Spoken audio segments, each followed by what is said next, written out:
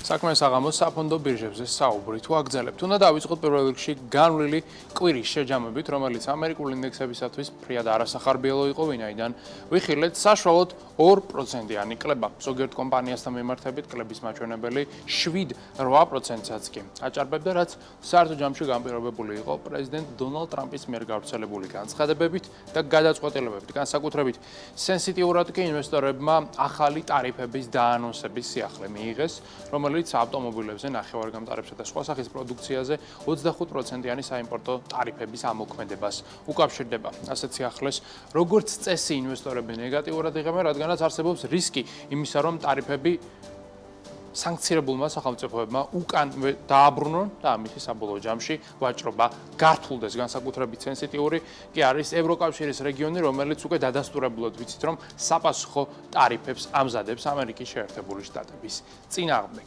ამ ყველაფრის ფონზე ასეთი გეოპოლიტიკური ვითარების პირობებში ამ ეტაპზე, როგორც ხედავთ Wall Street-ის საფონდო ბირჟაზე, ვითარება არის შედარებით უკეთესი, ვიდრე ეს იყო პარასკევს და ხუთშაბათს. როგორც ხედავთ, S&P 500 ინდექსის ღირებულება მცირედით 0.11%-ით არის გაზრდილი, თუმცა ბირჟა არის საკმაოდ ვოლატილური. მატება გვაქვს ასევე Dow Jones-ის ინდექსთანაც, ამ შემთხვევაში ზრდის მაჩვენებელი 0.40%-ია, ხოლო Nasdaq-ის ინდექსთან მიმართებით ხედავთ კორექციას და ის შეადგენს -0.34%. საერთო ჯამში ბირჟა, როგორც გითხავით, დღის განმავლობაში არის ძალიან მერყევი. გადავინაცვლოთ ევროპაში, სადაც ინვესტორების განწყობა არის ნეგატიური, როგორც ხედავთ, 0.21%-ით არის შემცირებული ევროპის 600 უმსხვილესი კომპანიის საერთო კაპიტალიზაცია.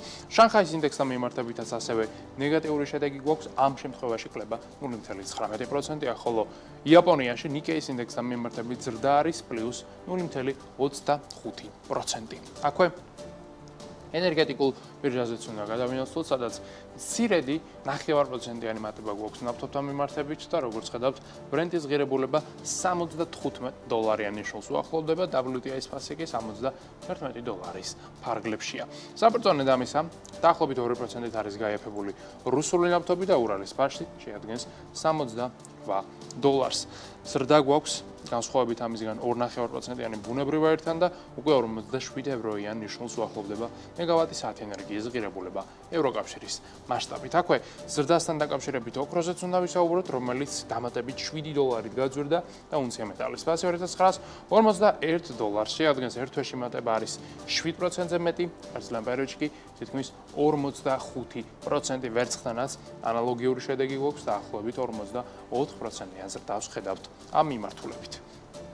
დროა კრიპტოინდუსტრიაზე გადავინაცვლოთ, რომელსაც ბოლო პერიოდში დიდად გამორჩეული და საინტერესო შედეგები არ აქვს, რაც პრინციპში არის კორელაციაში Nasdaq-ის საფონდო ბირჟის არასახარბიელო შედეგებთან, რადგანაც როდესაც ეცემა ტექნოლოგიური კომპანიების შეფასება, მაშინ როგორც წესი ბიტკოინის კაპიტალიზაციაც იკლებს. ამ ყველაფრის ფონზე კრიპტოინდუსტრიის საერთო შეფასება შეადგენს $3.220 მილიარდ, ანუ კლება გვაქვს 3.5%. ბიტკოინის ფასი 94,700-ის ფარგლებშია, ეთერიუმი დაახლოებით $2,700 ივაჭრება. ცვლილება არის მინიმალური, საერთო ჯამში მაინც კლებისკენაა ბირჟა მიმართული და კორექცია არის საშუალოდ 1-დან 5%-ის ფარგლებში. კაპიტალიზაცია ამ ყველაფრის ფონზე ბიტკოინისა გვაქვს $1.877 მილიარდი, ეთერიუმის კი $322 მილიარდი. აქვე უნდა გადავინაცვლოთ ლონდონის საფონდო ბირჟაზე, სადაც ქართული კომპანიები არიან წარმოდგენილი. დავიწყოთ საქართველოს ბანკით, რომელსაც დღეს აქვს მცირედი კორექცია და როგორც ხედავთ, Lion Finance Group-ის შეფასება 0.75% არის დღის განმავლობაში შემცირებული. TBC-ის ჯგუფს პირიქით საპირისპირო კარგი შედეგი აქვს, მატება არის +0.5% და საერთო ჯამში, როგორც ხედავთ, ბოლო პერიოდში TBC-ის შესანიშნავი შედეგები აქვს და კომპანიის შეფასება ამჟამად იმყოფება რეკორდულ ნიშნულზე.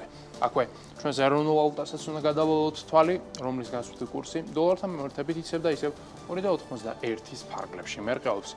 ევროს გასვლითი კურსი არის 2.94, ხოლო სტერლინგის გასვლითი კურსი 3.55-ია და ბოლოს ორივე სიტყვა ლარში ინვესტირების შესაძლებლობაზეც უნდა ვთქვათ, რომელსაც Foresight Investment Group გვთავაზობს. ეს არის Foresight არის ფონდი, რომელიც საშუალებას გაძლევთ თანხა განათავსოთ ფონდში და მით მიიღოთ ფინანსური სარგებელი, რომლის მოცულობა წლიურად საშუალოდ სტანდარტულად დაახლოებით 9% შეადგენს, ხოლო ანგარიზე 50000 ლარზე მეტის ქონის შემთხვევაში სარგებლის მოცულობა აჭარბებს 10%-ს. ეს არის წლიური სარგებელი, თუმცა ის თქვენ გერიცხებათ ყოველდღიურ რეჟიმში. მიღებული თანხის გატანა, მისი მოცულობის გაზრდა ან შემცირება შეგიძლიათ ყოველდღიურად შეზღუდვების გარეშე. Foresight Investment Group კი არის საქართველოს ეროვნული ბანკის მიერ რეგულირებული საინვესტიციო კომპანია.